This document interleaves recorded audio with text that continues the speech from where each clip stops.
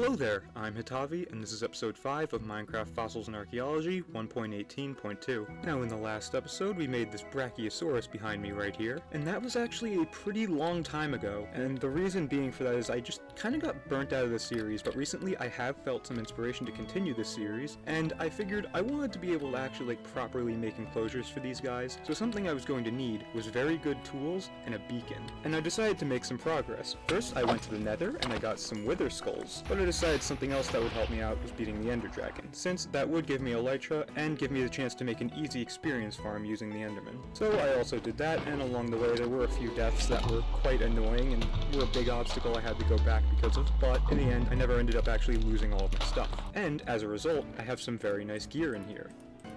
Now this stuff isn't fully enchanted, but it's close for the most part. I also haven't fully enchanted my armor or anything, but I do plan on doing that soon. Also, there might be some other stuff that's different. I mean, it's been a very long time since the last episode, so I don't know, like this quetz is here because at one point I basically froze while falling even though I had elytra on, and I died. It was like the stupidest thing, but I had to make this quetz basically just to fly all the way back in the end to get my stuff. And I didn't want to use the quetz we already had because that, I didn't want to risk his life. And as you can see, it is day 164. I don't even know what it was in the last video, but it has been a really long time, so I think I should probably get this beacon and throw some haste on so I could clear out some area to build some more enclosures. Boom, boom. Now I don't quite remember how much you need for haste 2, if you need a full beacon or not, but I'm gonna make what I can at least, and I'll see what I'm able to achieve with it. This also will be a temporary beacon placement. I will get a better one underground eventually, but for now, this is what I'm gonna have to do. Alright, I just barely have enough for 3-layer beacons. Now let's see if I put this on, if I throw in some gold, how much haste can I get? Let's see, I think I do have haste too, right? It's hard to tell. Let's see if I can insta-mine stone. No, I don't think that's haste 2. Alright, let's see if I can upgrade it. Let's see, what if I try clicking haste again? Does that give me haste 2?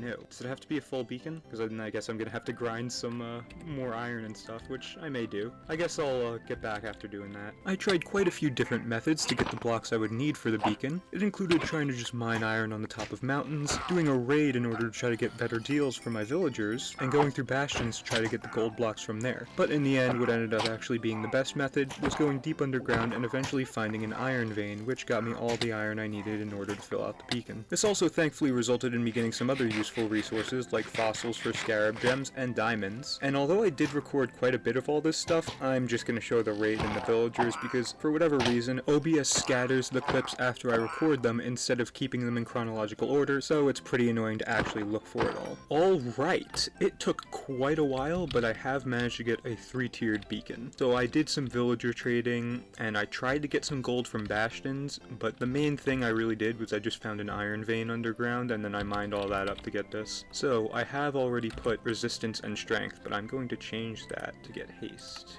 And now let's do one more. Oh wait, you can have 3 things on? I was not aware of that. Unless this is gonna run out because it's technically not on anymore. Yeah, I've run out. Okay, guess all that's left to do now is flatten everything out. Let me make sure it's all lining up on the correct Y level.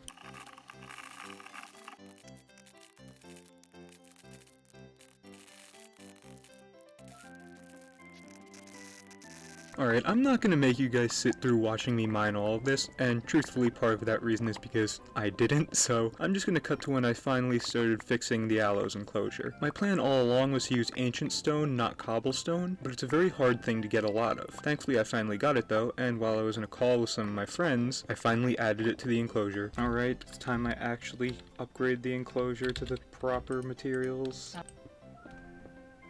Wait, if he gets into the water, touch him.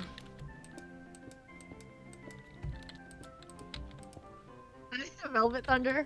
It's Velvet Thunder. It's one of the greatest things that I've ever purchased. Me after getting my life-sized monkey balls. I miss Monkey Ball. Of Monkey Ball Z.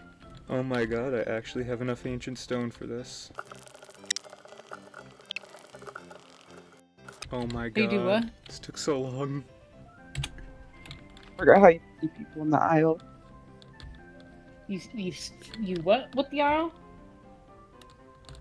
find somebody, like meet up. Alright, since that last clip, I've edited the rest of this video, and I just wanted to go over a few things, because this video was done very differently from most of my videos. Normally, a lot of it is just editing, and that's honestly why I get so burnt out, but this time, dozens of hours went into actual grinding and gameplay, and it's only honestly taken me a few hours to edit it. Part of that is just that I excluded a lot of stuff, and there was also issues with OBS just putting files wherever the hell it wanted, and that was also another reason why a lot got excluded. But off the top of my head, there's not much I can think of that I haven't really mentioned. I have encountered some bugs that I left out, like for example, the Quetzal wouldn't eat. It was starving to death, and the only way it actually ate was when I brought it out to take the thumbnail with, me flying up there. It just randomly killed some sheep and cows, and then it finally ate. Obviously, there's also the normal issues of them getting out of their enclosures, which is why I had them on stay for most of this time, but then they started starving, so I had to put them back on wander. But for the most part, the only other thing I can think of that I didn't mention was me,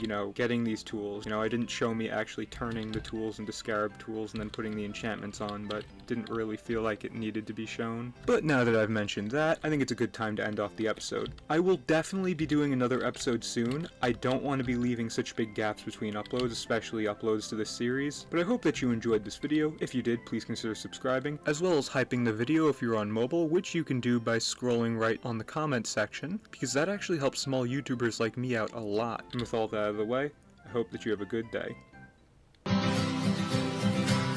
Have you ever put butter on a Pop-Tart? It's so frickin' good. Have you ever put butter on a Pop-Tart? If you haven't, then I think you should.